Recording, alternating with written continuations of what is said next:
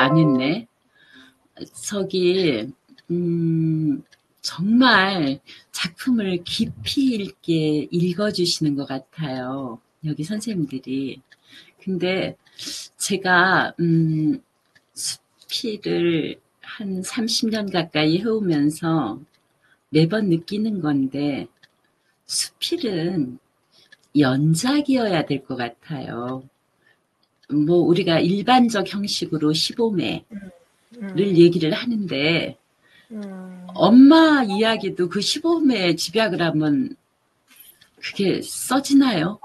엄마를 우리가 책 한 권, 내 일생을 통해서 퇴고를 해도 다 쓰지 못할 거예요. 아버지도 마찬가지고, 또 가까운 친구도 그렇고, 세상에 대한 어떤 인상도 그렇고, 근데 우리가 그 짧은 글 속에 전체를 담는다는 건 굉장히 무리가 있어 보여요. 근데 자칫하면 이제 수필 선생님들을 저는 이제 몇 분을 거쳐왔지요. 또 이제 수필 작품 합평 같은 행사에도 여러 번 참여를 했는데 그 작품 한 작품을 가지고 자족성을 얘기하더라고요. 그럼 그 일대기가 다 들어가야 돼. 그래서 저는 이제 이해란 선생님을 알아요. 이해란 선생님이 어머니를 언제부터 언제까지 모셨고 그때 어떤 상황이었고 또 이해란 선생님이 여기 나오는 동생분도 제가 잘 알아요. 선생님들도 아실 거예요. 우리 지면에 이병룡이라는 작가예요. 정신과 의사 선생님이고 독특한 삶을 살고 계신 분이거든요. 근데 이게 이제 동생이라는 캐릭터, 또 어머니와의 나의 관계, 이런 것들이 그동안의 이해란의 글 속에 이미 있었고, 그리고 이번에는 엄마와 만나서 동생과 점심을 먹는 과정만 짧게 구술을 한 것 같은데, 그것이 말하자면, 아까 배영복 선생님께서 말씀하신 것처럼 약간 퇴고가 덜 됐구나 하는 느낌을 저도 받았어요. 그리고 또 신희수 선생님 아까 지적하신 것처럼 이런 어떤 더 지극한 어떤 감정선으로 가지 않은 것이 그게 저도 좀 아쉬웠는데 오히려 이해란 선생님은 제가 썼다가 차마 못 쓰겠어서 지웠어요 라고 하신 것도 이게 작가 대 작가로 이해하는 건 아니고 인간적으로 이해가 가지요. 근데 여기서 저는 이 작품의 구성에 관해서 아까 배영복 선생님 말씀하셨고 아마 문철 선생님께서도 말씀을 하신 것 같은데 한번 우리가 분석을 좀 해봐도 될까요? 이해란 선생님? 네, 감사합니다. 아까 네. 이제 네. 제가 배영복 선생님께서 말씀을 하시는데, 강촌 여행인가요? 준비할 시간이라고 어머니와의 이별 연습에 초점이 맞춰진 건가요? 하고 물으셨어요.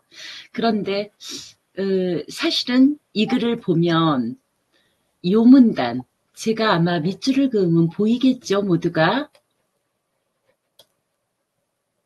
요거. 네. 이것이 마치 너무, 그냥 기행수필 정도로 여기 이 풍경을 그린 거나 움직임이 작품 전체에서 별 역할을 못하는 것 같아요.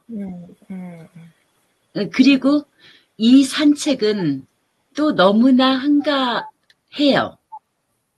지금 엄마가 한쪽 눈을 잃은 지가 4개월이 됐어요. 그리고 그 4개월 동안은 또 이란 선생님 댁에도 와 계셨었잖아요. 네. 그쪽으로 가신 지 얼마 안 됐고, 그런다 하더라도, 지금은 독자들은 몰라요. 그런 상황을. 그러면 지금 편찮으신 어머니를 모시고 오는 동생이 있고, 나와 딸은 거기 가서 엄마를 기다리는 시간일 텐데 요것이 이 작품 전체의 긴장을 저해하고 있다는 네. 느낌. 아마 배영복 선생님도 그래서 왜 그걸 네. 한쪽으로 맞추지 않았느냐 했을 것 같아요. 네. 맞습니까? 배 네. 선생님 그런가요? 예, 비슷한 그 예, 말씀인 예. 것 그리고 오히려 이 기다리는 시간이 조금 더 자기 감정에 솔직하게 풍경을 그리더라도 그려야 작품 속에서 역할을 하지 않나 싶고, 만약에 네. 그거를 생략한다면 이걸 생략해도 될 것 같아요. 이제 네. 그 음식점에서 만났죠. 네. 동생이 자주 들르는 집이라는 음식점에서 이제 마주 앉았어요. 그렇게 가도 되겠죠. 그런데 딸이 이제 할머니를 껴안으며 그 할머니 보고 싶었어요 하니까 아까 이해란 쌤이 여기서 생략했다 그랬어요. 엄마의 반응과 몸짓을. 그죠? 네, 맞아요.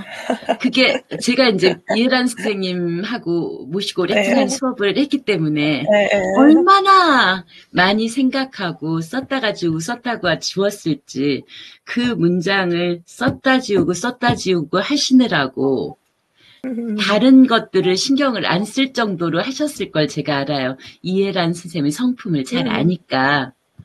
근데 이거는 독자를 소외시키고 있죠. 네.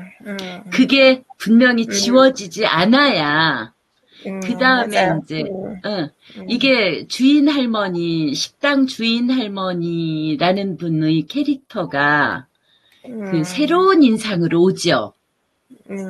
이게 굉장히 가슴 아픈 어떤 대비인데 그걸 놓아버리셨어요. 평소에 이해란 선생님 답지 않게.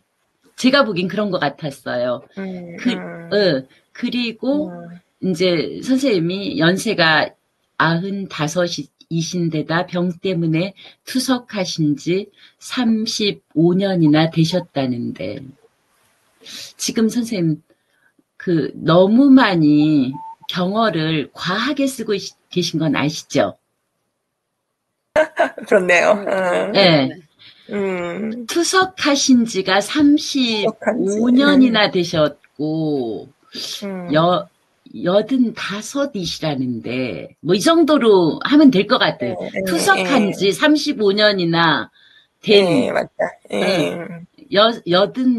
85의 뭐 누령이시라는데 걸음이 약간 불편해 보일 뿐 정정하시다 했는데 이제 정정하시다 아까 신희수 쌤 말씀이 정정하시다 와 안정정하신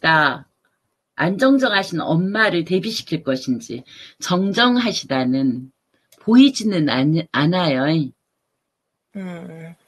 구체적으로 그려주면 어떨까 하는 거지요.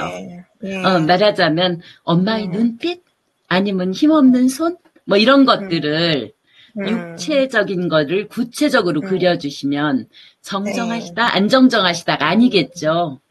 생명의 기운과 기운이 아닌 것의 대비가 몸을 포착해서 그려낼 수 있다면 어떨까 싶은 생각이 들었어요. 그리고 이제 제가 또 하나는 아까 신희수 선생님 그 말씀하시던데 목욕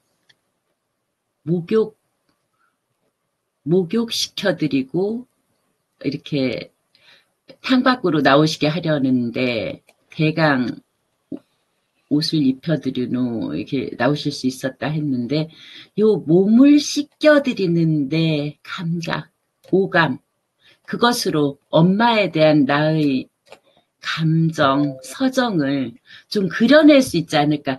사실은 이게 아주 전형적 문법이죠.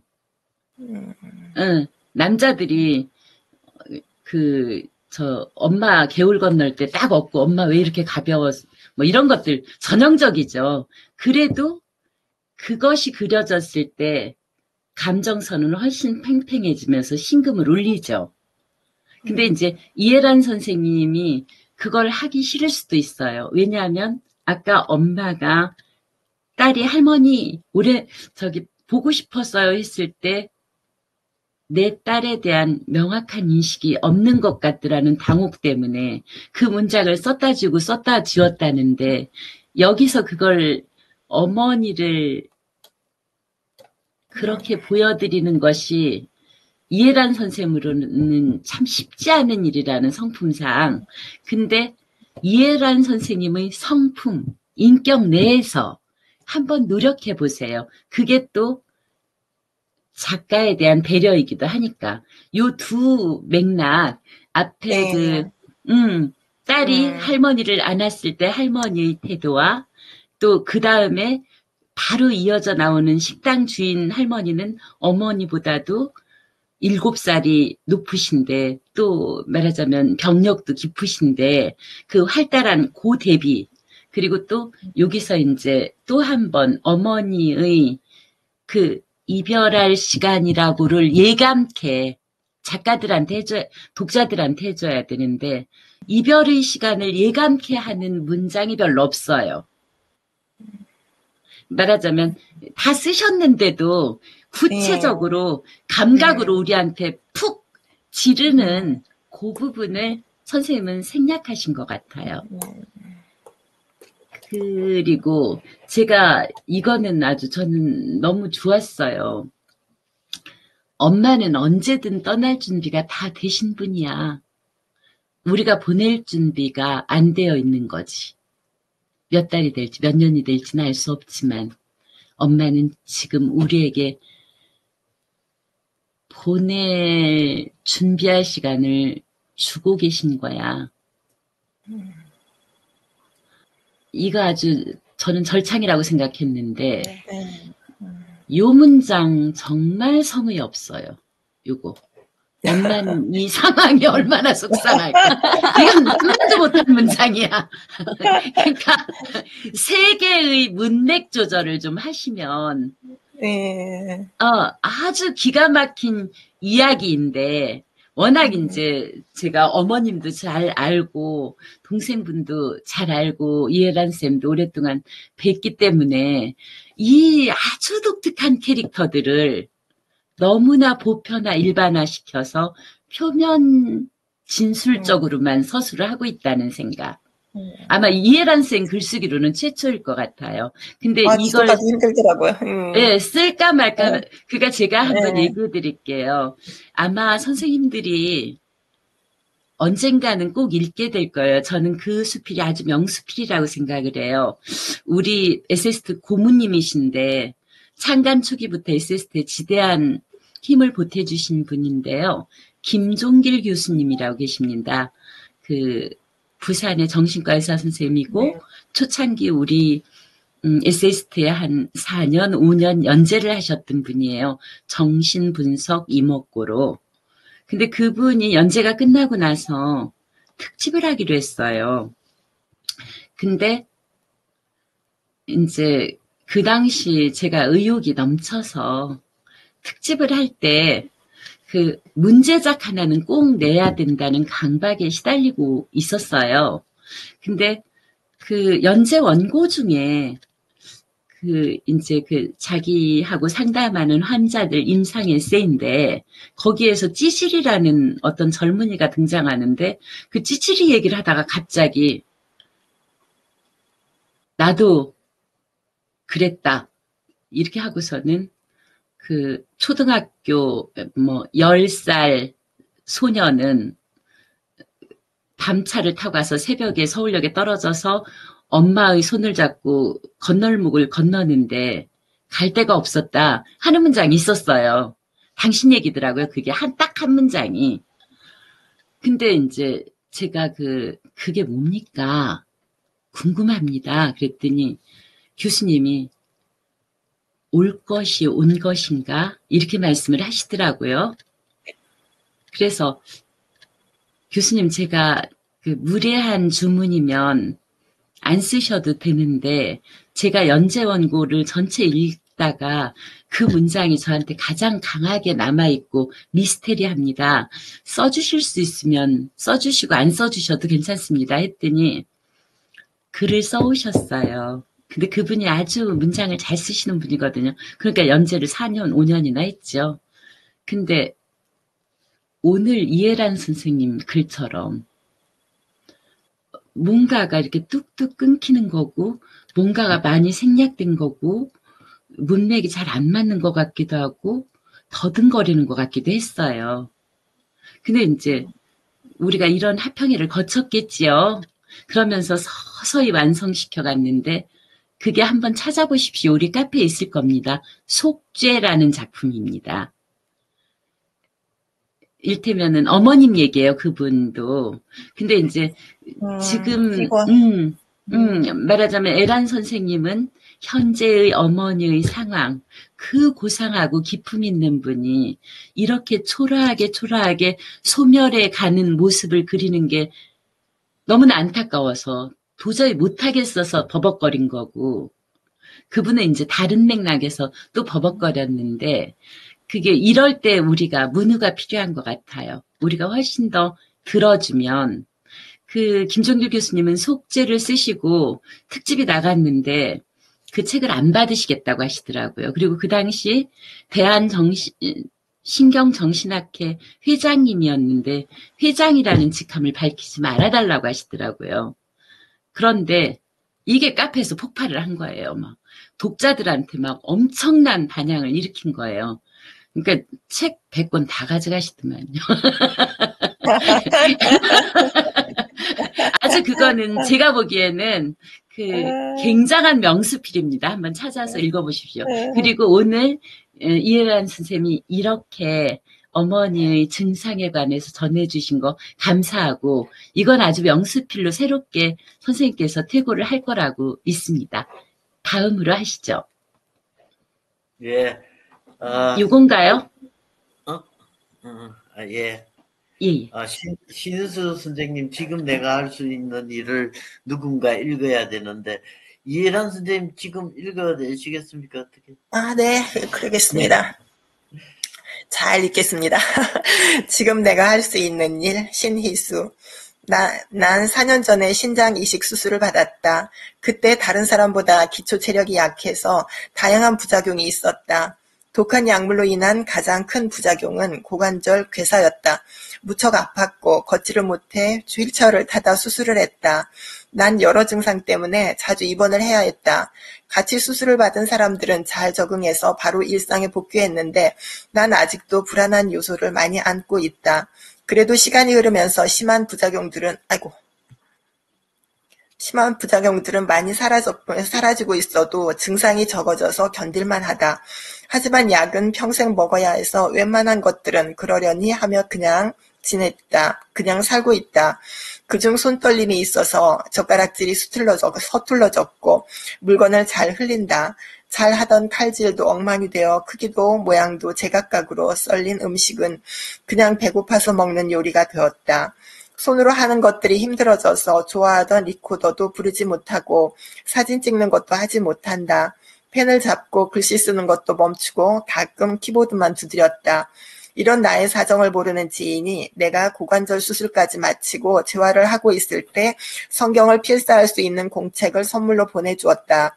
집에 있으니 한번 써보라고. 4권으로 되어 있는데 성경의 장과 절까지 다 표시가 되어 책을 보고 쓰기만 하면 되는 것이었다. 난 이렇게 편리하게 만들어진 공책들이 있는 줄 몰랐다. 예전에 대학 노트를 사서 출애굽기까지 쓰다가 병원에 입원하느라 멈추었었는데 하지만 내가 쓸 수 있을까? 펜을 잡는 것도 불편한데 글씨를 제대로 쓸 수 있을지 걱정이 되었다. 고마웠지만 그림의 떡이 될 것 같은 예감이 들어 갑자기 울적해졌다. 며칠을 책상 위에 놓고 쳐다보기만 하다 그래 한번 도전해봐야지 라고 마음을 굳혔다.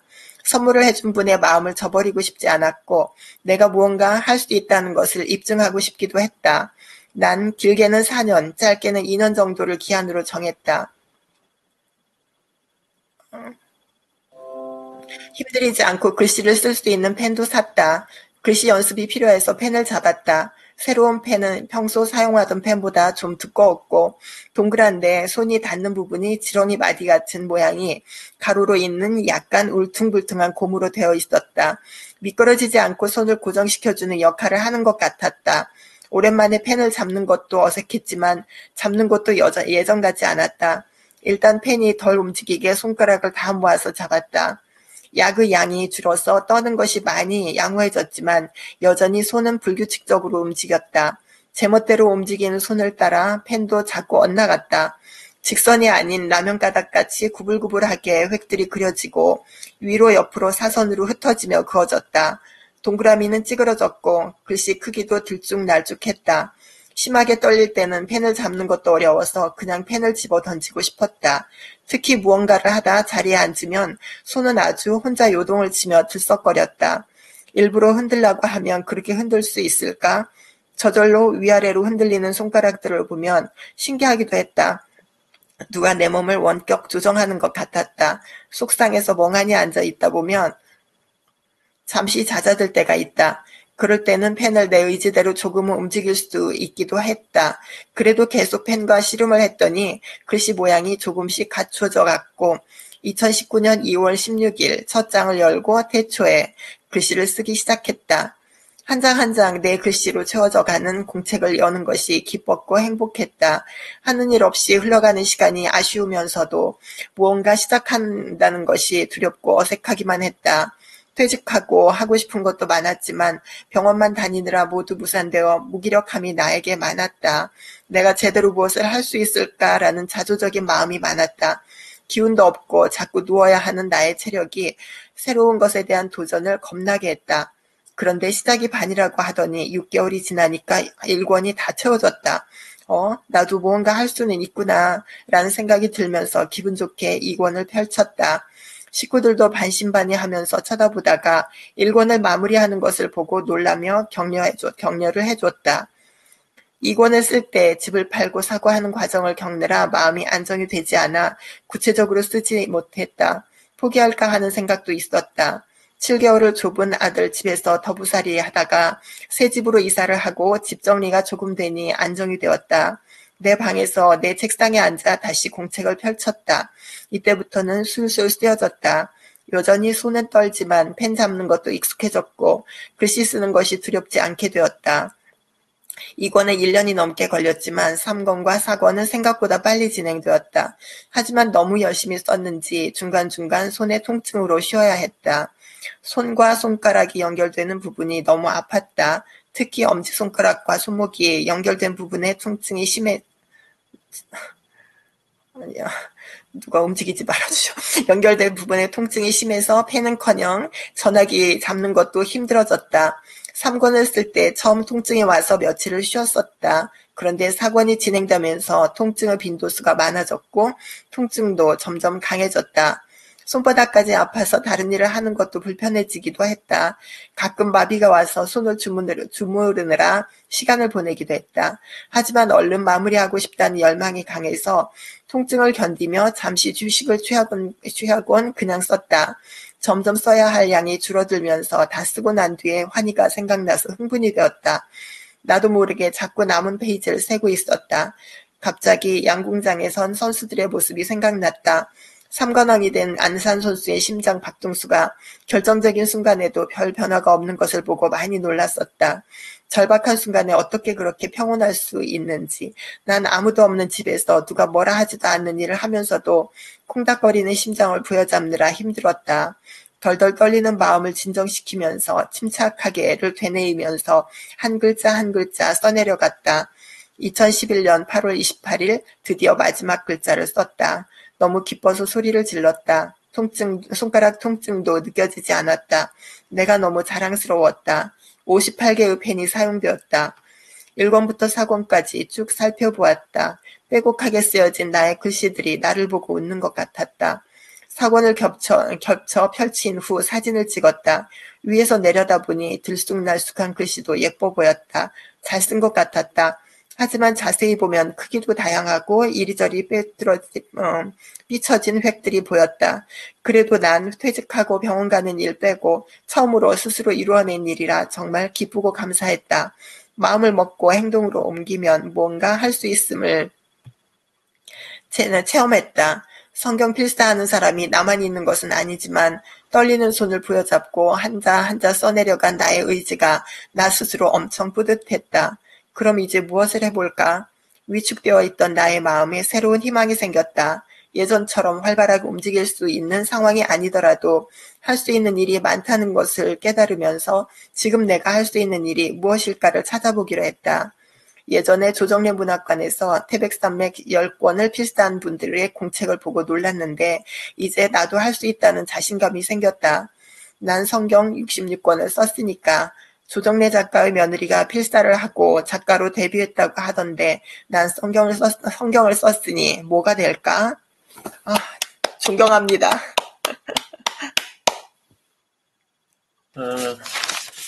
예, 이 작품은 하여튼, 뭔가 불행을 극복하고 스스로의 땀과 노력으로, 뭔가 이룩함으로 해서 누구에게나 희망을 주는 메시지를 던지는 글인 것 같습니다. 여기 대해서 배영복 선생님 먼저 한 말씀 하시죠. 예. 일단 대단한 일을 한 거에 대해서 앞부분 박수를 보냅니다. 예. 쉽지 않은 일인데, 상당한 또 어떤 노력과 또 선생님의 열정을 느끼는 또 한편의 내용을 봐서 아주 감동입니다. 예. 선생님 글은 이제 상당히 완숙한 글로 이제 구성면이나 이런 면에서는 이제 완숙 단계에 있으신 거 아닌가 하는 그런 부드러워요. 글 자체가 일단은. 그래서, 굉장히 좋았고요. 그래서 읽기 좀 편했던 것 같아요. 근데 이제 하나 의문이 좀 생겼어요. 이제 전체적인 글의 맥락 이런 것들은 이제 제가 완숙한 걸로 해서 대신을 하고요. 하나는, 이 글을 이제 성경 필사에 이제 초점을 맞춰 있는데, 그러면 지금 내가 할 수 있는 일과 성경 필사, 이것을 이제 어떻게 관점으로 바라봐야 돼요? 제목을 고쳐야 할 것 같아요. 그래서, 저도 보면서 제목이랑 너무 안 어울리는 거. 예, 그래서 그건 이제 선생님의 어떤 관점으로 이것을 가장 중요한 포인트로 잡을 것인가의 이제 관점인데, 근데 이제 여기서 제가 이제 큰 맥락에서 봐서 이 대부분의 얘기가 이제 성경 필사를 하는 내용으로 이제 구성되어 있습니다. 이게 전체적으로. 근데 제가 조금 이제 의문이 드는 게, 그럼 성경 필사하면서 성경의 핵심, 우리 가장 세계적으로 많이 읽혔다는 성경, 그 성경에서의 많은 것들을 교감할 수 있었을 것 같거든요. 제 생각에는. 성경을 필사하면서 어떤 구절은 가슴에 벅차오를 수도 있었고, 어떨 때는 그냥 흘러갈 수도 있겠지만, 과연 그 많은 성경을 필사하면서 성경의 어떤 한 구절의 나의 어떤 사유라든가 감정, 그런 것이 이제, 좀 없다는 것이 조금 좀 아쉽지 않나, 제 생각에는. 그래서, 가장 세계에서 가장 많이 읽혔고 경전 중에 경전이라고 하는 성경을 통해서 과연 나는 그걸 쓰는 행위에서 그것에 대한 나의 어떤 애정이 담긴 나의 사유, 그리고 내가 만났던 그 성경의 문장 하나, 또 그게 예수님이 됐든 12사도가 됐든 그 한 사람이라도 나하고 어떤 관계로 연관돼서 그것이 좀 부각되면 이 글이 좀 더 좀 생명력 있게 다가가지 않을까, 그런 생각을 한번 잠시 지금 이걸 보면서 생각이 들었고요. 또 하나 이제 문장 구조적인 면에서 이제 다 훌륭하신데 지금 이제 중간에 보면 문장이 굉장히 긴 문장이 하나 나오죠. 이제 4년째, 짧아도 2년 정도를, 그러니까 나의 사정을 모르는 지인은 내가 고관절 수술까지 마치고 이렇게 하면서 하는데 3권까지 얘기가 나오지 않습니까? 이 3권 들어가고 이제 4년째 이제 들어갈 적에 그거를 이제 한 문장을 좀 이렇게 중단에 바꿨으면은 더 좀 문장 구성면에서 좀 부드럽지 않을까. 그래서 중간에 긴 문장에서는 한 번 정도 잘라줘도 큰 문제는 무리 없이 전체적인 맥락에서 좀 부드럽지 않겠나, 그런 생각을 한번 해봤습니다. 네, 이상입니다. 예, 어쨌든 제목에 대한 말씀이 있으셨고, 성경을 힘들게 쓰는 모습은 많이 있는데 성경 필사하면서 느낀 감정이 있으면 더 좋겠다 이런 말씀도 있었고요. 일부 문장에 대해서 너무 긴 문장을 좀 나눴으면 좋겠다 이런 말씀도 있었습니다. 이해란 선생님 한 말씀 하시죠? 예, 참 잘 읽었습니다. 그러니까는 나 몇 년에 걸쳐서 성경책 다 썼다? 이 한마디를 이렇게나 멋있게 쓸 수 있다라는 거가. 저 수학과 출신이어가지고, 저는 옛날에 그 친구가 그런 말을 한 적이 있어요. 얘라는 아는 줄은 딱 두 줄 알면은 나는 한 장을 쓸 수 있다. 이런 걸 한 친구가 그러더라고요. 나는 한 장을 쓸 수 있는 거, 난 한 줄이면 쓸 수 있다. 내가 이제 거꾸로 이제 그런 적이 있었는데, 어쩌면 이렇게 길게, 길게가 아니고 섬세하게, 과정을 표현할 수 있는지, 그게 굉장히 높이 평가받을 만한 일인 것 같아요. 그리고, 그러니까 이제 그 시작이라는 거가 결국은 이제 고통이잖아요. 심리적인 고통, 육체적인 고통, 이 고통을 이겨나가는 이제 하나의 방법. 이것을 이제 슬기롭게 그 시간을 이제 잘 해냈다가 주제일 거예요. 그 성경을 썼다라는 것보다. 그래서 그 주제라고 생각을 했다고 했었을 때, 그래서 저는 그냥,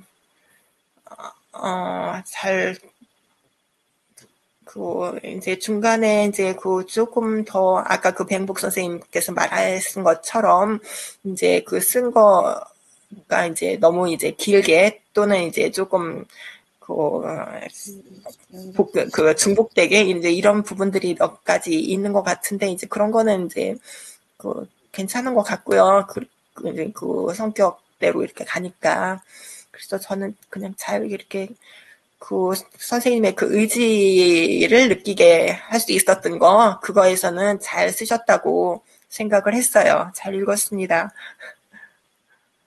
저는 사실은, 네, 몇 해 전에 정말 제가 절박하다고 생각했을 때 성경을 쓰려다가 몇 장 못 쓰고, 하나님이 주신 재능이 달라 이러고 때려쳤는데, 대단하십니다. 어깨가 아프고, 손 아프고, 죽겠던데. 네, 저도 이해람 선생님처럼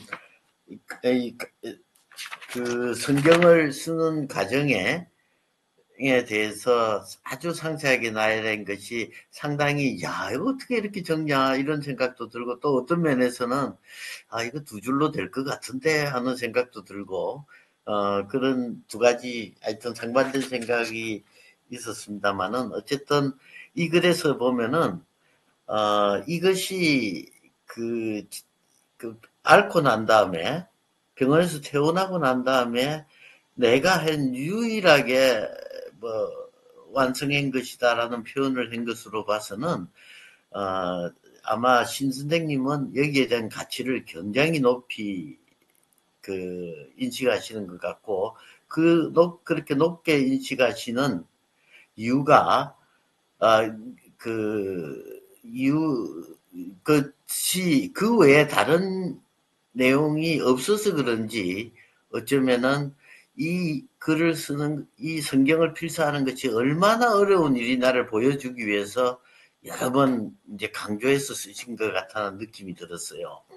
근데 이제 저처럼 성경을 안 읽어본 사람은 이게 얼마나 힘든지를 모르겠어요. 그게 이제 내가 보기에는 신 선생님이 글 쓰는 게 퇴원하시고 난 다음에 이렇게 글 쓰고 훌륭한 작가 되신 게 훨씬 더 큰 일을 하신 것 같은데 그런 거를 다 마다하시고 너무나 자랑스럽다 이런 말씀이 있었는데 그런 걸 느끼는 거는 이제 58개의 펜이 사용되었다라는 말에서 아이고 이렇게 대단한 일인가 이런 생각이 내가 일생 동안 쓴 펜보다 더 많이 쓰신 것 같아가지고 그래서 진짜 대단하신 분.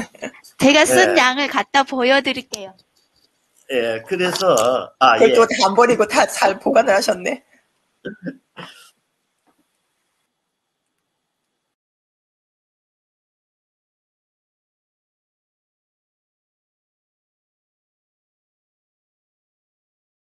쓰는 건커녕 읽는 것도 그냥 아주 죽을 뻔했건만 읽느라고. 아유.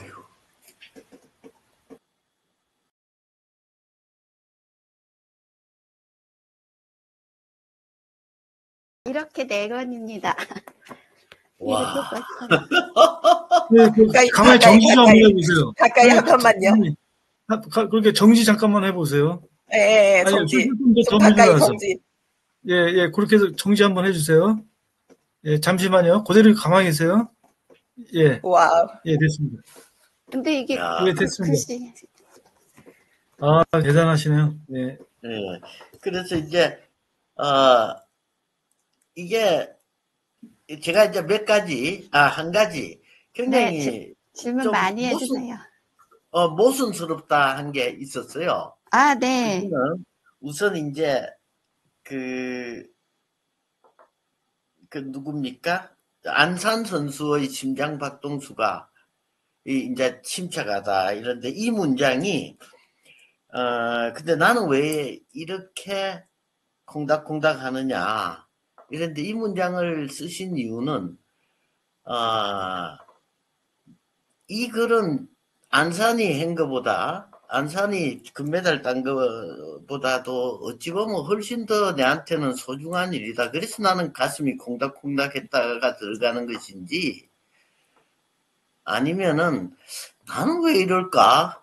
이런 건지 좀 헷갈려요. 그런데 내 문맥으로 봐서는 나는 왜 이럴까가 문맥이 아니고 신 선생님의 평소 성격으로 봐서는 이게 나는 왜 이럴까? 이 별거 아닌 거 가지고 이렇게 그렇게도 표현을 하셨어요. 뭐 내 혼자 해라는 것도 아니고 아무도 뭐 점검도 안 하는 이 글 쓰면서도 가슴이 콩닥콩닥 하는데 이렇게 말씀을 하신 것 같은데 이 문맥으로 보면은 이 글이 살려면은 뭔가 이것은 그거보다 더 대단한 것이 아니냐라는 게 있어야 나는 퇴직하고 병원 가는 일 빼고 처음으로 스스로 이루어낸 일이다 라는 게 들어가지 않겠냐 개인적으로는 그런 생각이 들었어요. 그래서 그 두 개 관계를 조금 궁금하다 이런 것이 그러니까 이게 앞에 있는 내용을 쭉 빼면 이 성경을 쓴다는 것이 얼마나 대단한 일이고 특히 나에게는 어떤 소중한 가치가 있다. 이게 필요한데 앞에 내용을 보시면은 오로지 공책 준 사람의 성의를 무시하기 싫고 또 내가 뭔가 해내야 되겠다는 의지가 있기 때문에 했다라는 하고가 조금 강약이 안 맞는 것 같아. 제가 이거를 이 글은 그냥 너무 좋아서 그냥 막 쓴 건데 이 쓴 거에 정말로 제가 기쁘고 막 이렇게 실은 다르게 저보다 훨씬 더 많이 쓴 사람 많은데 제가 유난히 더 기쁘고 행복했던 거는 제가 손이 엄청 떨어요. 이 손가락들이 다 따로 놀아요. 그냥 가만히 있어도 이게 지금 흔들흔들 막 혼자 떨거든요. 그래도 글씨를 잘 못 써요. 이게 막 혼자 가요. 이렇게. 내가 이렇게 하려고 그러는데 이렇게 가고 내려 그으려고 그러면은 옆으로 가고 위로 가고 이 손을 내가 제어가 안 돼요. 잘. 근데 그걸 좀 표현해 주시면 될 것 같은데요. 그거를 붙잡고 그래서 글씨 연습을 한 거였어요. 그냥 그러니까 그 고통과 어려움을 그렇게 묘사를 하시면 더 생동감 있게 살아날 것 같은 느낌이 들거든요. 이제 표현을 해주셨는데 다른 거하고 같이 표현을 많이 하니까 그 부분에 대한 인상이 좀 적었을 수도 있겠는데 어쨌든 제 생각에는 뭔가 본인한테 이것이 대단한 일이고 맞아요. 조금만 더 표현해 주시면은 뭐 그리고 이건 웃자고 하는 이야기인데요. 네. 조정래 작가 며느리가 작가가 됐으니까 신 선생님은 교황이 돼야 될 것 같은데 이게 베드로가 적었거든요 성경을. 이때 교황이 베드로니까 이게 아마 맞죠 베드로가 적은 거? 아니 이 성경은 여러 사람이 썼어요. 쓴 걸 갖다가 이제 여러 사람이 한 사람이 쓴 게 아니에요. 아, 그렇구나. 난 뭐 무식해 해가지고. 아니, 우스갯소리로 그냥 했어요. 하여튼, 글씨 잘 읽었고요. 항상 이렇게 세상에 희망을 주는 글씨를 써주셔가지고, 항상, 그렇습니다.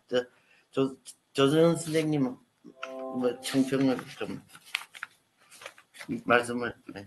너무나 완벽하게 다 분석을 해주시고 조언까지 해주시기 때문에 제가 할 말이 하나도 없어요. 정말 대단하세요, 다들. 정말 대단하십니다. 근데 그냥 저도 이거는 하나의 여담인데, 제가 등단 초기에 굉장히 존경하는 선배가 있었어요. 등단을 하고 수필계에 왔더니 그 수필들이 우리 그 일상 속에서 일어나는 일들을 자연스럽게 이렇게 적어가는 글이잖아요, 대체로. 그러니까 저는 이제 뭐 그 시를 많이 읽었었어요, 중고등학교 때. 근데 그 보석 가게 내고서는 금반지 팔러 갔다가 붙잡혀서 수필 공부를 좀 한 건데, 그 1년 만에 등단을 하고 이제 선배들 이렇게 만나고 했는데, 겉멋이 많이 들어있을 때라 수필이, 좀 시시하더라고요. 재미가 없고, 너무 뻔한 얘기만 하는 것 같고, 근데 어떤 분이 등단을 했는데 그분의 등단작이 너무나 충격적으로 저 마음을 사로잡았어요. 그래서 그 선배를 제가 굉장히 존경하고 따라다니고 나중에 에세이스트 창간을 할 때 아주 중요한 역할을 해주신 분이에요. 근데 그분이 성경 필사를 3번 하셨대요. 와우. 너무나 고통스러운 시간에 음. 자기를 다잡느라고 옛날에 이제 손으로 쓴 건 아니고 타자기 있을 때 타자기로 그거를 했다고 해요. 근데 그분이 문장이 참 좋아요. 선생님들도 언제 한번 찾아서 읽어보십시오. 그분의 작품 중에 카페에 보면 태양초라고 있을 거예요. 이해숙. 근데 저는 그분 동생이 또 꽤나 그 대단한 문제작을 쓰는 소설가예요. 최윤은 선생님 수제자고 그 조교를 오랫동안 있었던. 근데 이 두 분이 다 그렇게 성경을 필사를 했다고 하더라고요. 어려운 고비고비마다. 그리고 또 이제 제가 지난번 그 책 평에서 썼는데 오승희 선생님 옥상의 해바라기 서평에 보면 제가 그걸 짧게 써놓은 게 있어요. 오승희 선생님이 원래 글을 잘 쓰기는 하는데 약간 까칠했어요. 그분이 좀. 아주 깔끔하고 정갈하신 분인데 그만큼 또 날카롭고 냉정한 데가 있었는데 하여튼 그분이 등단한 지도 한 15년 됐을 거예요. 우리 창간 초에 등단하셨으니까. 그 한 15년 만에 책을 낸다고 가져오셨는데 원고를 보니까 원고가 사유가 너무나 깊은 거예요. 간결하면서도 따뜻하고 이분한테 무슨 일이 있었나. 도대체 이분한테 무슨 일이 있었지? 이분이 좀 까칠하신 분인데 어떻게 이런 변화가 이렇게 있을 수가 있나? 그냥 문장 수련만으로는 아닐지도 모르는데 했는데 그분이 자수를 놓는 분이세요. 한국 자수를. 제가 여쭤봤어요. 선생님 문장이 아주 특별하시다. 사유가 너무나 따뜻하고 깊다. 저 너머를 보신다. 솔직히 얘기해봐요. 뭐 했어요? 그랬더니 성경 필사를 하셨대요. 5년째.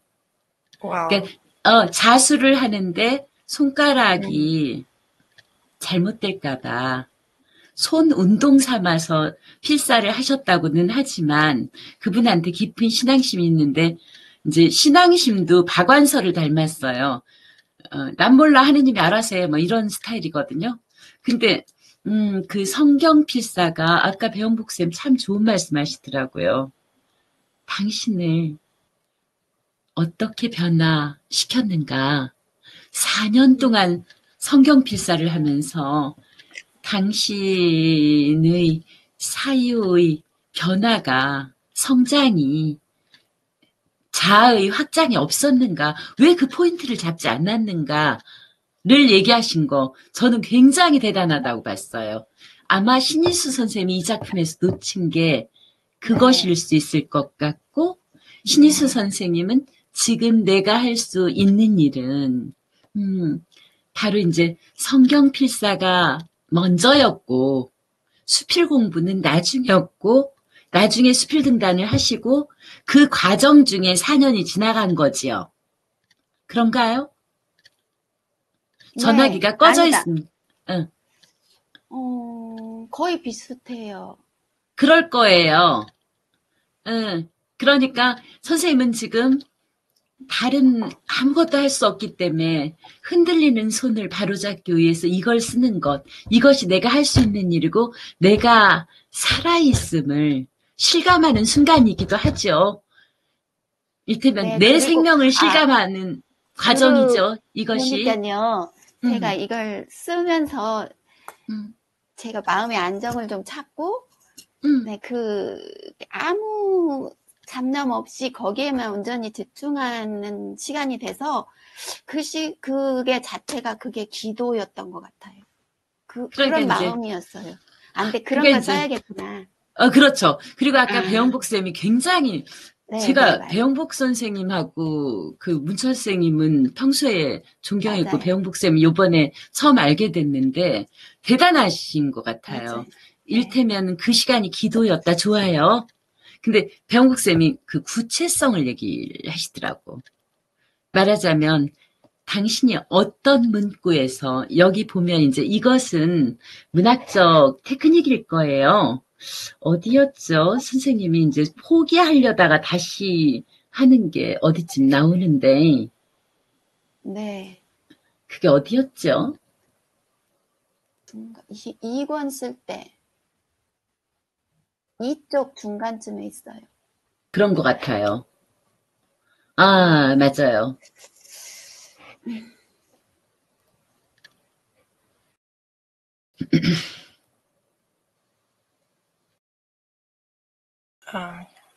손의 통증으로 쉬어야 하고 손과 손가락 연결 너무 아팠고 막 이제 이게 이제 위기가 오죠. 네. 응. 그러니까 근데 이제 막 마비도 오고 주문으로나 시간이 더 걸리고 근데 하지만 얼른 마무리하고 싶다는 열망이 강해서 통증을 견디며 잠시 휴식을 취하곤 그냥 썼다. 점점 써야 할 양이 줄어들면 다 쓰고 난 뒤의 환희가 생각나서 흥분이 되었다. 저는 여기가 참 좋았어요. 그런데 아마 아까 배영복 쌤이 어떤 성경의 하느님의 말씀 아니면 그 말씀이 아니어도 그 어떤 숨결, 은혜 그런 것들로 해서 내가 다시 태어나는 그럼 이게 그 부흥에서 발표하는 간증 같은 게 되는 거 아닙니까? 어쨌거나 그 부분의 구체성이 이렇게 들어가는 것도 전 좋은 방법이라고 생각을 했어요. 그러니까 저는 불경을 한 5-6권을 비껴 썼어요, 사실은. 이제 화엄경, 대승밀원경 뭐 이 몇 권들을 이렇게 임신했을 때 비껴 쓴 적이 있는데 제가 써봐서 아는데요. 배영복 선생님 써보시지 않으셨죠? 써보셨나요? 써봐서 아는데요. 이거 오자 안 내려는데 집중하고 글씨를 잘 쓰려는데 집중하기 때문에 한 구절도 안 들어오는 것 같아요. 그런데 그래서 저는 신일수 선생님한테 공감을 해요. 근데 제가 30대 초반에 5권의 불경을 베꼈으면 대학 노트가 한 20권 정도 돼요. 그런데 그때 제가 할 게 없으니까 태교 차원에서 열심히 직장 생활하다 갑자기 문득 끊겨 있으니까 막 그걸 썼죠. 우리 집안이 전체가 불경을 베껴 쓰는 집안이에요. 전통적으로. 그래서 우리는 베껴 쓴 불경을 책장에다 모시는 집이에요. 그러니까 저도 이제 그들에게서 소외되지 않으려고 막 열심히 썼던 건데 단 한자도 읽지 않은 것 같고 기억에도 없는 것 같아요. 그런데 한 10년쯤 지나서 어디서 지나가다가도 그 불경의 어떤 이야기들이 오면은 너무나 익숙해요. 그리고 흥미롭고 거기로 이렇게 들어가요. 그러니까 내가 논리적으로 이런 것이 굉장히 나한테 감동스러웠다는 아닌데 이 쓴다는 행위 자체가 내 안에 그냥 유전인자처럼 새겨지나 봐요. 그래서 어쩌면은 신일수 선생님의 선택에 맡겨도 될 것 같습니다. 그거는. 저는 배영복 선생님 말씀에 동의하고 그게 문학적 테크닉으로는 아주 중요하다고 봤고 이제 제가 경험자 입장으로는 더더구나 젊고 애는 막 태동하고 그래서 더 그렇겠지만 이제 저도 한 4, 5년 애기 뵀을 때부터 쓴 건데 사실은 베껴 쓰면서 어떤 문장에 황홀하게 빠지면 오자만 생기고 밑줄을 지워야 되기 때문에 화이트로 그걸 안 하면서 막 집중을 하거든요.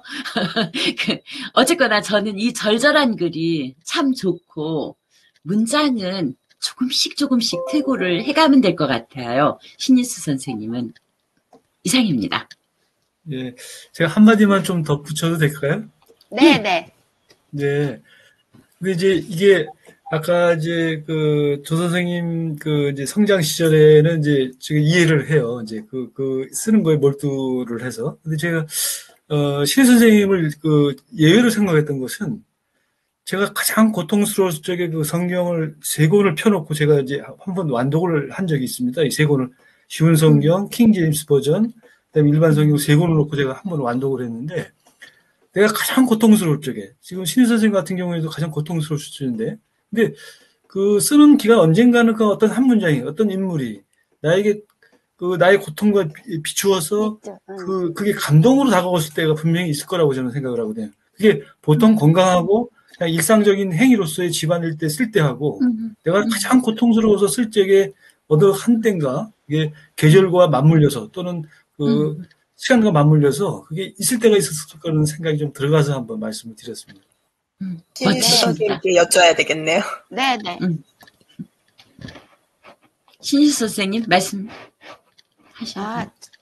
저도 이거를 그냥 일단 다 쓴 거에 대한 그 기쁨만 갖고 그냥 보니까 쓰는 과정만 쓴 것 같아요. 지금 또 읽어보니까. 그래서 그러고 나서 생각해보니까 쓰면서 느꼈던 그런 작은 감정들, 그 다음에 처음 시작할 때 1권을 쓸 때 진행되었던 그런 것하고 뒷부분을 쓸 때 느끼는 거하고는 좀 달랐거든요. 부딪히는 게.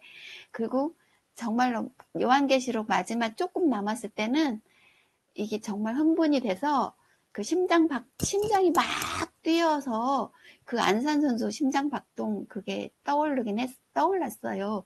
그래서 진짜 침착해야지 하면서 이제 마무리를 하긴 했는데 배 선생님 말씀처럼 이 글 안에는 제가 느꼈던 거 그런 어떤 감정의 변화 같은 것을 하나도 안 쓰고 오로지 그 쓴 거에만 집중해서 정리를 한 것 같은 느낌이 들어서 좀 더 그리고 제목도 맨 처음에 시작할 때는 내가 이걸 했으니까 지금 내가 또 할 수 있는 일이 뭘까? 그것만 생각하고 제목 먼저 딱 써놓고 그냥 이것만 썼거든요. 그래서 선생님 말씀 근데 안산 선수 심장박동 그 문장은 네.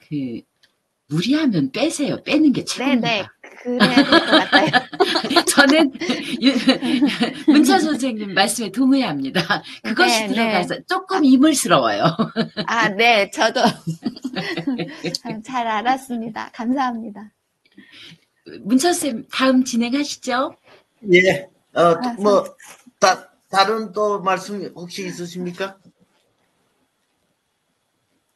예, 그러면, 요거는 제 글인데요. 가만있어. 신 선생님이 한번 네. 읽어주시죠.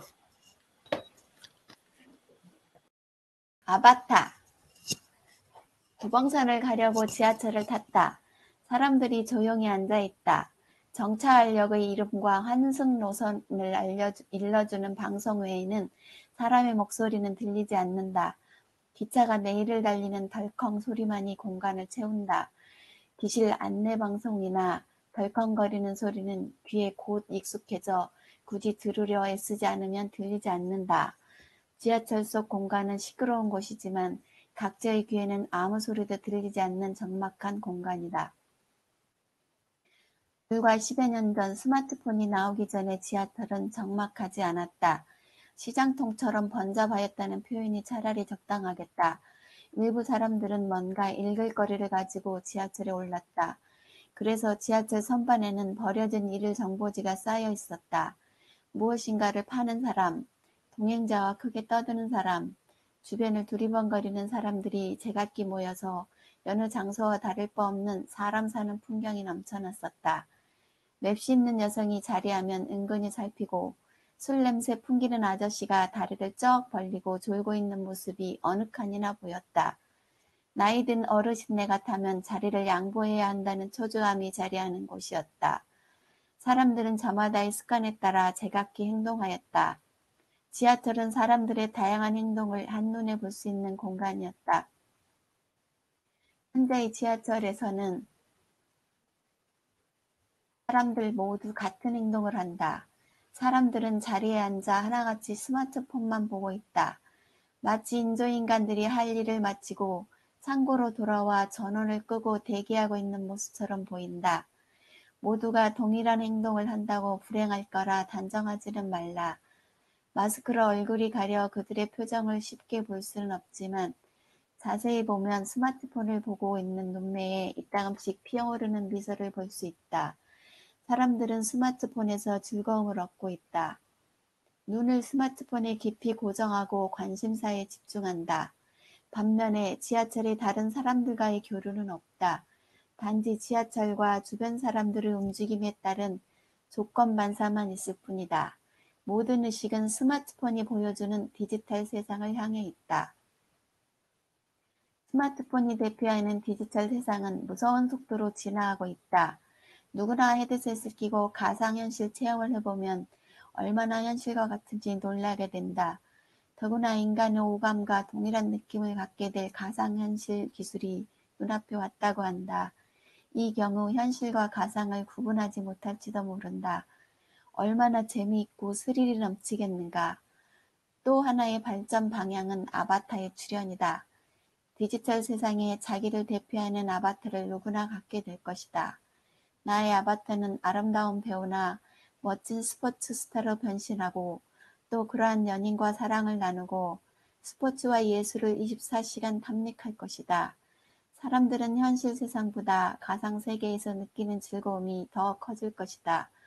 내가 존경받는 것보다 가상 세상 아바타가 성공하기를 더 바랄지도 모른다. 심지어 가족 간의 유대마저 아바타를 통하는 날이 올지도 모르겠다.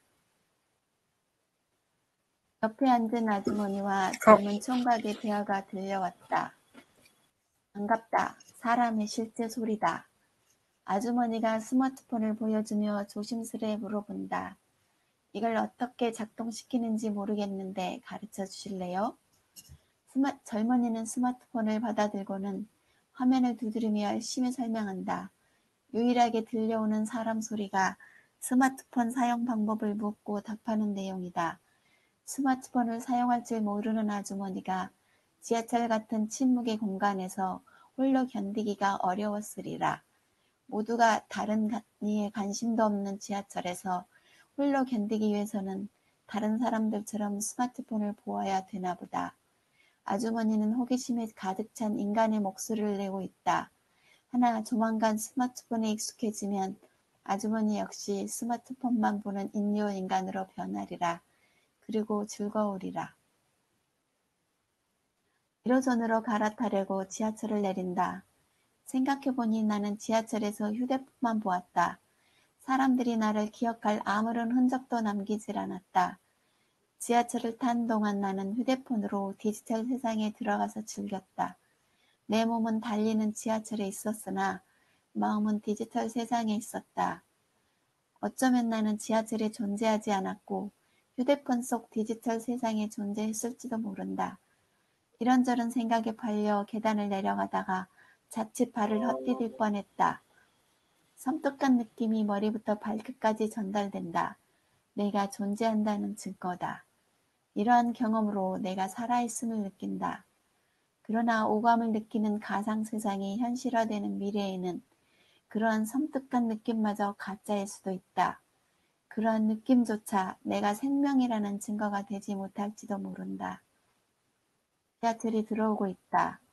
문이 열리고 나는 안으로 발걸음을 옮긴다. 지하철 풍경은 조금 전과 동일하게 조용하게 앉아서 스마트폰을 보고 있는 사람들로 가득하다. 갑자기 공상과학 영화에서 보았던 거대한 공장에 탯줄이 달린 채 생산되는 아기들이 연상된다. 지하철은 거대한 자궁이고 스마트폰은 탯줄처럼 보인다. 사람들은 스마트폰을 통하여 디지털 세상과 연결되어 쾌락을 느낀다. 갑자기 번개가 머리를 친다. 어쩌면 내가 아바타일 수도 있겠다.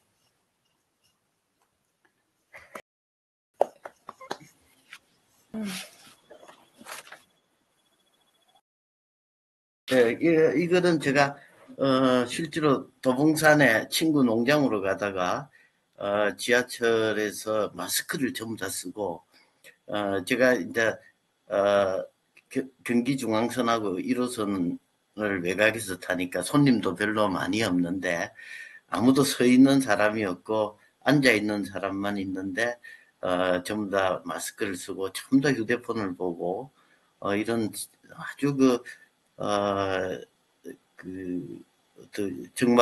적막한 그런 지하철 광경을 보고 이게 정말 이게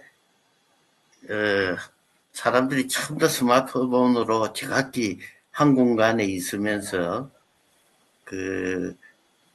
다른 각자 자기 흥미가 있는 다른 세상에 연결해 가지고 이렇게 지내는 것이 정말 인류가 우리가 가야 할 길이 맞나 하는 의심이 들었어. 즉시 육체하고 정신이 따로 노는 삶이 이게 정상인가 하는 이런 생각이 들었습니다. 그래서 이게 정말 아바타 같은 삶이 아닌가 이래서 이제 글을 적긴 적었는데 보니 좀 무겁고 좀 어두운 것 같아서 좀 그렇습니다. 그래서 어떻게 그저 이해란 선생님부터 거꾸로 이제 한 말씀 좀. 네, 너무나 잘 읽었습니다. 그리고 분석력이야 뭐 너무나 잘 하시고 이런 생각이 굉장히 기발했었던 것 같아요. 그래서 그게 굉장히 좋은, 그러니까 똑같은 상황에서도 우리 이제 너무나 일상이 돼가지고 새삼스럽게 이게 이상하다라고 느끼지도 않을 정도로 지금은 이제 자연스러워졌잖아요. 그러니까 뭐 지하철에서 모르는 사람끼리 멍하고 가느니, 저도 그런 비슷한 거 한번 쓴 것 같은데, 어떤 아줌마들이 막 험담하더라고. 저것들 좀 봐. 휴대폰만 보고 있네? 저는 생각에, 아니, 그럼 멍하고 가는 것보다, 쓸데없는 수다 떠는 것보다 자기 할 일 하고 있으니까 요새 이제 그래, 저는 이제 그 정도의 생각으로 지나갔는데, 이렇게 생각하니까 굉장히 진짜 생각의 확장? 이런 거를 느꼈고요.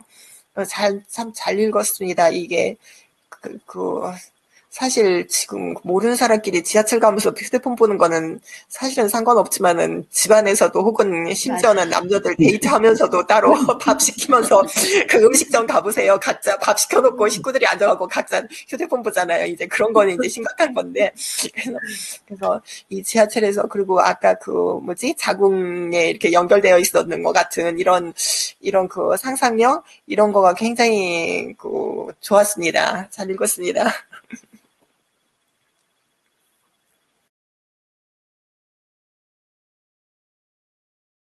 예, 또 신 선생님.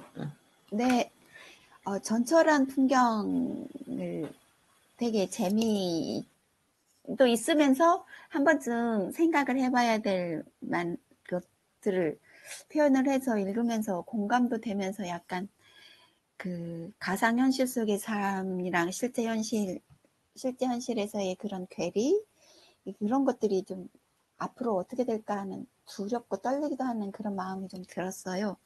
여기 선생님은 논리적으로 전개를 엄청 잘하시니까 이 글도 마찬가지고 이렇게 선생님이 이렇게 항상 전개하실 때 뭐라 그래 점점 이렇게 점층법이라고 해야 되나 그렇게 전개를 되게 잘 시키시는 것 같아요. 그래서 그런 게 되게 저는 이렇게 본받을 점이라고 늘 생각하고 있고요.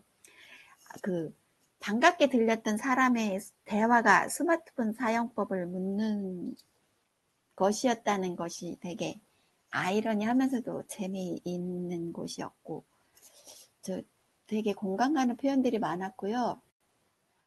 그 다음에 스마트폰을 보고 있는 사람들을 인도인간들이 할 일을 마치고 창고로 돌아와 전원을 끄고 대기하고 있는 모습처럼 보인다 이런 표현 되게 부딪혀 왔어요. 그리고 그렇다고 또 모두가 동일한 행동을 한다고 불행할 거라 단정하지 말라 이런 표현 엄청 재미있었던 것 같고 제가 좋다고 표현한 게 엄청 많아요. 지하철에 다른 사람들과의 교류는 없다. 단지 지하철과 주변 사람들의 움직임에 따른 조건만 삼아 있을 뿐이다. 모든 의식은 스마트폰이 보여주는 디지털 세상을 향해 있다. 지하철 안에 있는 사람들의 그 모습들을 보고 이렇게 표현한 것도 되게 좋았던 것 같아요. 그리고 이것은 제가 표현은 좀 궁금했어요. 이 경우 현실과 가상을 구분하지 못할지도 모른다. 얼마나 재미있고 스릴이 넘치겠는가. 네. 이게 무슨 뜻인지 알 것 같으면서도 좀 여기가 좀 이해가 안 됐어요.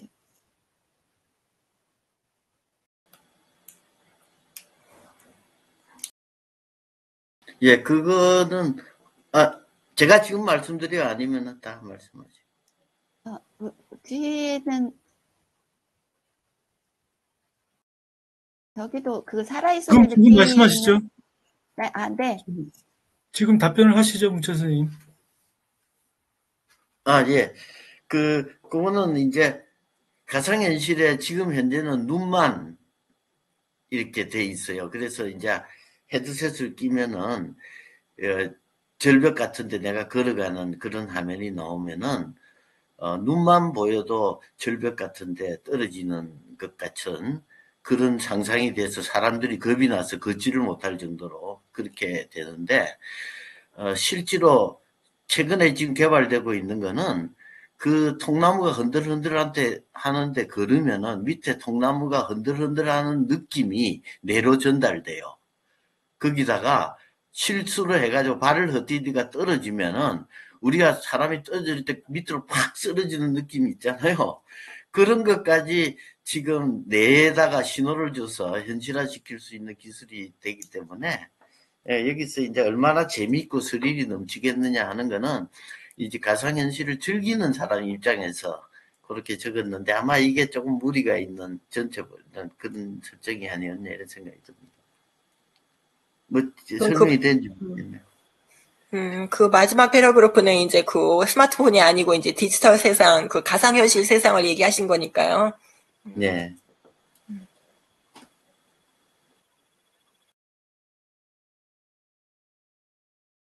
그러면 근데 네. 스마트폰하고 디지털 세상하고 아니 그 가상현실 세상하고 같나? 저도 아, 그게 좀, 예, 스마트폰으로는 더 확장돼서 디지털 세상이 되는 건 아니잖아요. 그 분야가 좀 다르지 않나요? 어찌 보면은 이제 예, 스마트폰이나 이제 우리 컴퓨터가 가상현실 세상의 통로라고 볼 수 예, 있고요. 예, 그것은 음, 그 다른 것은 아니고 예. 어찌 보면은 스마트폰도 디지털 사실은 세상으로 그러니까 하는 거니까, 디지털 기기이기 때문에 가장 그렇죠. 디지털 기기를 대표한다는 게 지금 스마트폰이라고 보면 될 것 같아요. 예를 들면 우리가 그 헤드셋이라는 거 있지 않습니까? 그것도 네네. 요새는 자기 스마트폰을 거기에 꼽으면은 그것이 어, 화면으로 작동을 하게 예, 그렇게 되어 있습니다. 그래서 어찌 보면 음, 이 스마트폰과 이런 가상현실 세상은 연결돼 있다 이렇게 보시면 될 것 같아요. 음.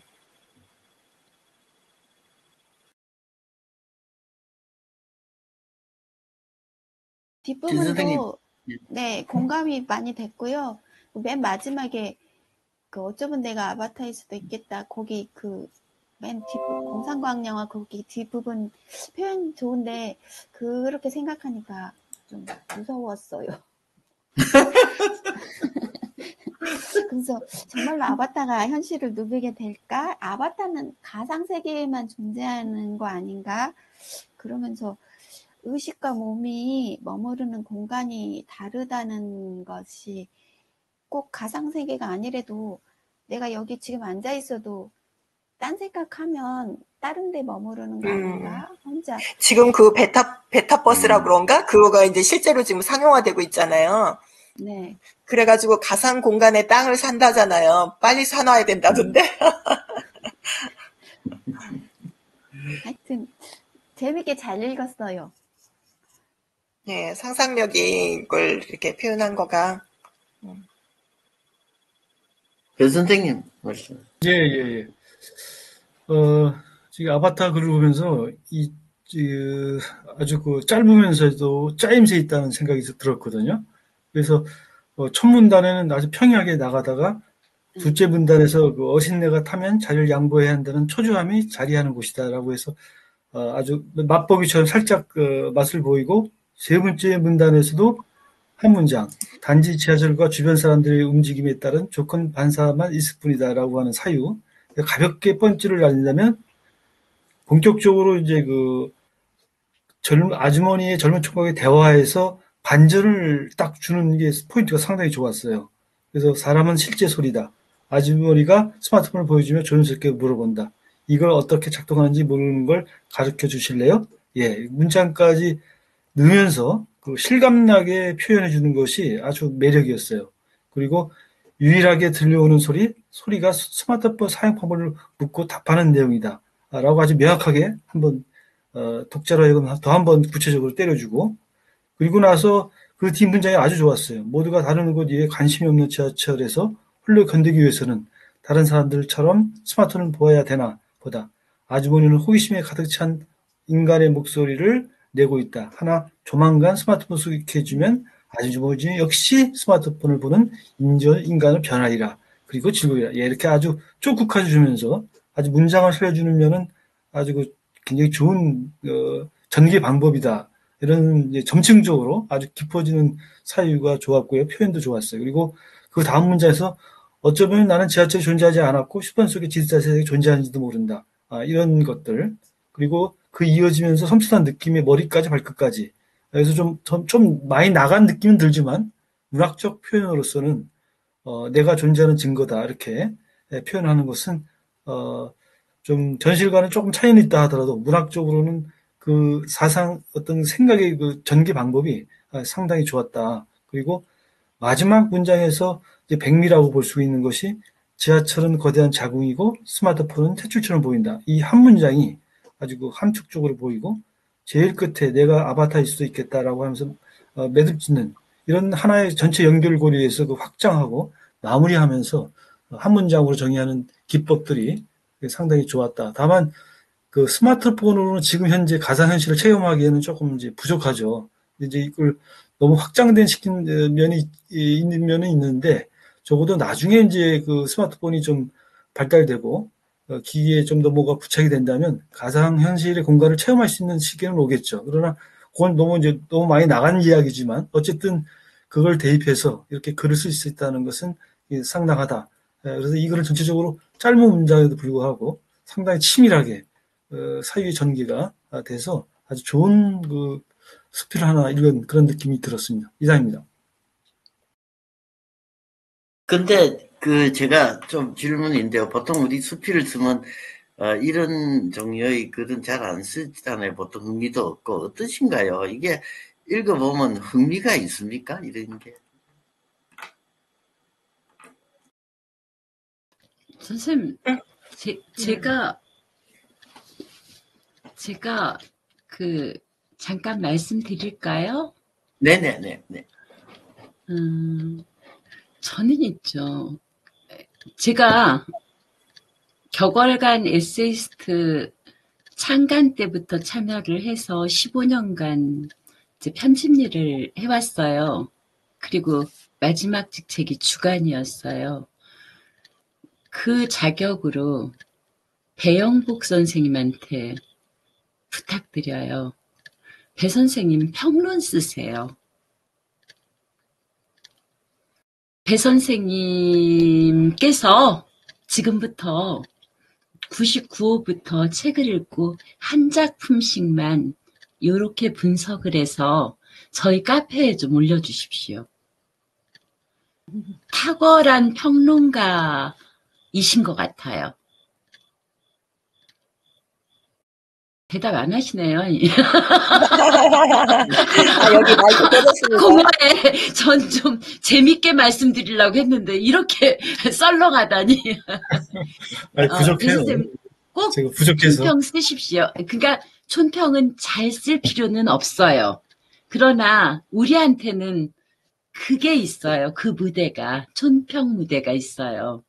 거기서는 얼마든지 개인기를 보여줄 수가 있는데 그것이 의외로 굉장히 파급 효과가 큽니다. 그리고 아마 여기 계신 분들이 다 평을 쓸 수 있으면 좋겠어요.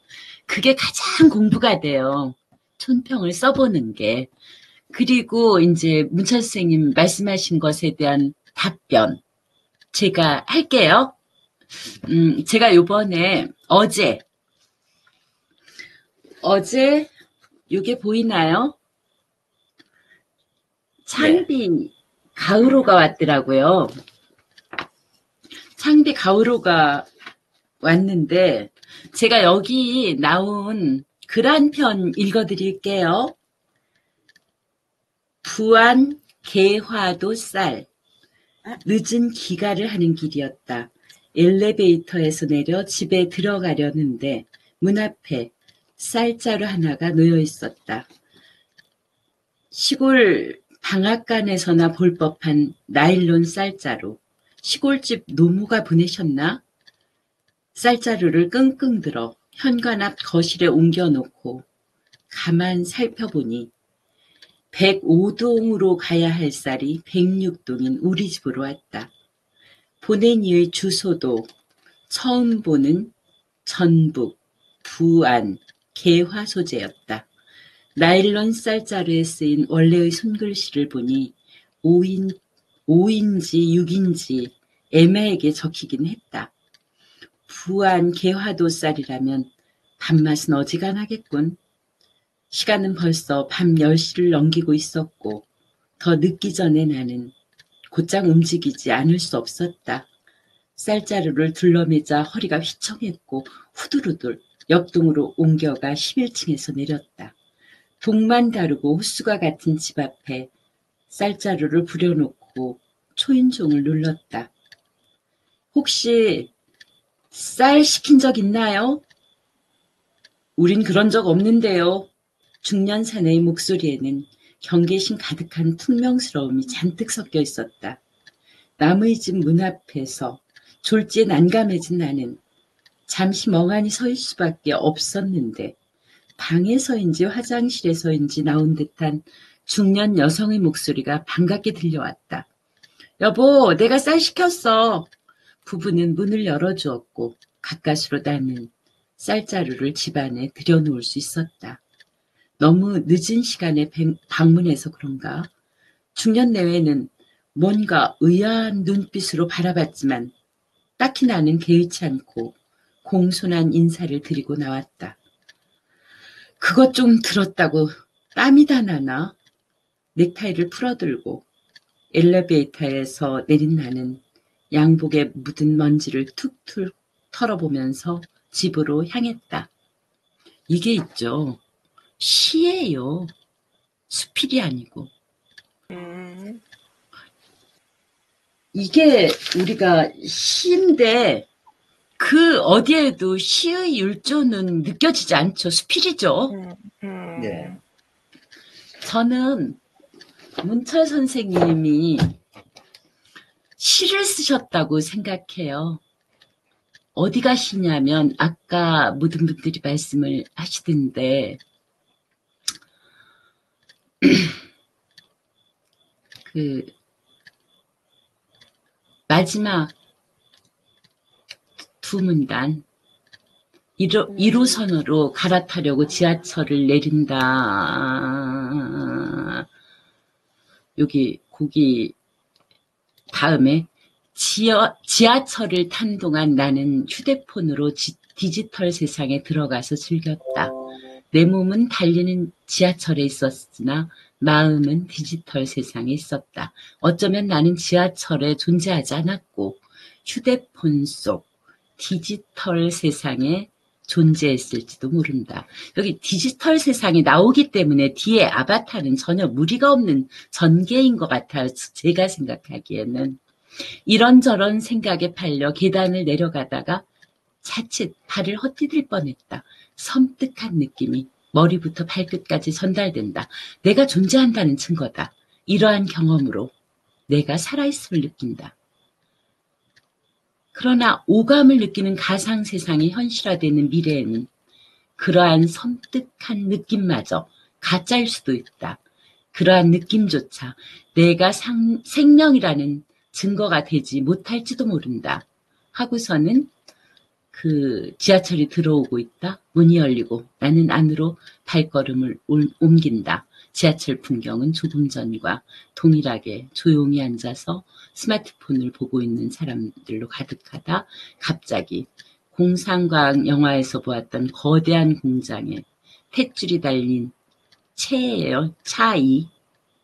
예. 이거 생산되는 아기들이 연상된다. 지하철은 거대한 자궁이고 스마트폰은 탯줄처럼 보인다. 사람들은 스마트폰을 통하여 디지털 세상과 연결되어 쾌락을 느낀다. 이거를 우리가 조금만 정교하게 아마 우리 다섯이 다 다르게 이걸 정교하게 잘라낼 수 있을 거예요. 현대시를 능가할 수 있다고 생각해요. 저는 아주 탁월하다고 봤고 다들 칭찬하시는데 저는 사실 이렇게 기막힌 시를 써놓으시고 요즘 그 TV에 라떼 문법 교정 프로그램 있죠. 라떼 문법 아세요? 아니요. 문철 선생님 라떼 문법 아세요? 모르겠는데요. 옛날 내 때 문법이니까. 그러니까 이제 선생님 그 테레비 오락 프로그램을 덜어 보셔야 돼요. 그러니까 라떼 문법 교정 프로그램이 있어요. 그러니까 이제 그걸 꼰대 문법이라고 하죠. 아, 예. 라떼는 말이야. 라떼는 이랬는데 모든 오늘의 현실을 얘기할 때 옛 얘기를 하고 오늘을 다시 이렇게 환기시킨다는 거예요. 근데 이 기막힌 착상, 이 현대시 중에도 탁월한 현대시를 쓰신 분이 앞에 불과 10년 전을 왜 썼는지, 도봉산 가는 기차여야만 됐는지, 저는 그게 의심스러웠어요. 왜 말하자면 오늘 지금 당장 나가봐도 지하철은 다 그런데 선생님이 도봉산 가는 기차가 여기서 도봉산을 가려는 전철을 탄 게 무슨 역할을 하는지, 그리고 옛날 이렇다는 거 모르는 사람은 지금 10살 미만 아이들밖에 모를 거예요. 10년 전이니까. 왜 이걸 쓰셨을까?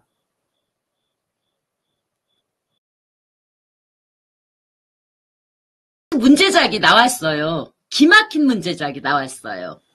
근데 선생님이 치명적으로 라떼 문법이 교정이 안 됐어. 제가 보기엔. 다 버리세요, 이거. 그리고 지하철 안에서의 풍경만 착착착 하고, 말하자면 선생님이 스마트폰이 대표하는 디지털 세상. 지금은 스마트폰으로만 우리가 디지털 세상을 경험하지만 디지털 세상은 무서운 속도로 우리 속으로 들어오고 있다는 얘기잖아요. 네. 여기부터 가도 돼요. 그럼 훨씬 간결하면서 임팩트가 있고 대단한 문제작을 쓰신 것 같아요. 근데 선생님의 작품성은 바로 이거예요. 아까 그 배용복쌤도 말씀하시지만 저는 여기서 깜짝 놀랐어요. 옆에 앉은 아주머니와 젊은 총각의 대화가 들려왔다. 반갑다. 이거 이 딱 한 세 음절. 반갑다. 실제 사람의 소리다. 이건 아주 탁월한 문장이었고요. 그리고 이제 그것이 결국은 스마트폰 이야기였다. 이 전개 아주 좋았어요. 근데 저는 앞에 옛날 얘기가 다 버리고 도봉산 안 가도 되고 도봉산 갈 필요 없잖아요. 그냥 지하철을 타도 되잖아요. 지하철 타는 건 우리 도시인에겐 일상이니까 그렇게 해서 이거를 더 짧아도 돼요. 실매여도 될 것 같아요. 그리고 선생님이 요런 방식으로 문장을 해서 시로 등단을 해도 되실 것 같아요. 그 창비 한번 응모해 보십시오. 근데 앞에는 우리가 이게 수필문법이에요. 우리가 버려야 할 건 전형적 수필문법이라고 전 생각해요. 수필문법이 어찌 보면 라떼 문법입니다. 제 생각입니다. 불쾌하셨나요? 윤철수 아니요. 저는 여기까지입니다. 예, 오늘 뭐 전체적으로 그 따뜻한 작품이 많이 나와가지고요. 즐거웠고요. 끝으로 이제 우리 조 선생님 말씀 듣고 마치도록 그렇게 하겠습니다. 네.